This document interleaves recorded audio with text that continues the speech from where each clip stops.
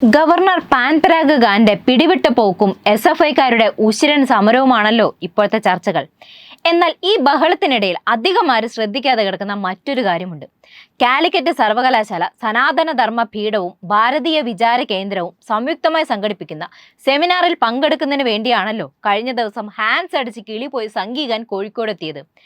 നിങ്ങൾക്കറിയാമോ കാലിക്കറ്റ് യൂണിവേഴ്സിറ്റിയിൽ സനാതന ധർമ്മപീഠം ചെയർ വന്നത് എങ്ങനെയാണെന്ന്? 2003 UDF ഭരണകാലത്ത് തട്ടിപ്പ് സ്വാമി ചിദാനന്ദപുരി ചെയർമാനായി മലപ്പുറം ജില്ലയിലെ ചെലമ്പ്രയിൽ സനാതന ധർമ്മ ട്രസ്റ്റ് 180/2003 രജിസ്റ്റർ ചെയ്തു. ഈ ചിദാനന്ദപുരിയെ വ്യക്തിപരമായി അറിയാത്തവർക്ക് ഞാൻ പറഞ്ഞുതരാം.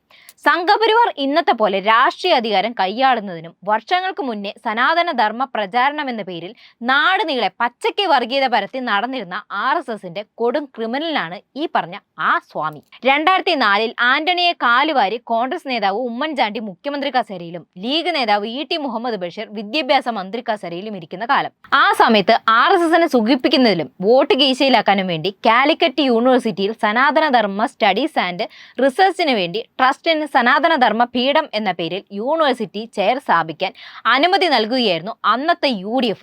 അങ്ങനെയാണ് സംഘികൾ ആദ്യമായി യൂണിവേഴ്സിറ്റിയുടെ പടി കാണുന്നത്. ഇന്ന് സംഘികാൻ വന്നിട്ട് സെനറ്റിലേക്ക് സംഘികളെ തിരികെ കയറ്റാൻ ശ്രമിക്കുന്നു. അതിൽ കോൺഗ്രസ് പുങ്കവന്മാർ ഒരക്ഷരം ഉരിയാടാത്തതിന്റെ കാരണം ഇതിൽപ്പെടും. മാധ്യമങ്ങൾക്ക് മുമ്പിലും ഫേസ്ബുക്കിലും അടയിരുന്ന് വീമ്പ് പറഞ്ഞ് ശീലിച്ച് മെയ് അനങ്ങിയാൽ ഉടനെ രക്തം പൊടിയുന്ന പ്രത്യേക അസുഖമുള്ള ഊത്തു കോൺഗ്രസും സംഘികാന്റെ സർവകലാശാല കാവ്യവൽക്കരണത്തിനെതിരെ പ്രതിഷേധം കനപ്പിക്കാത്തതും നേതൃത്വം ചെയ്തു വെച്ച പണിയെക്കുറിച്ച് അറിവുള്ളത് കൊണ്ടാണ്. പ്രധാന കാരണം അടങ്ങാത്ത കാവ്യപ്രണയമാണ് കേട്ടോ. അതിൽ വേറെ ഓപ്ഷൻ ഇല്ല, ഞാൻ പറഞ്ഞതേ ഉള്ളൂ.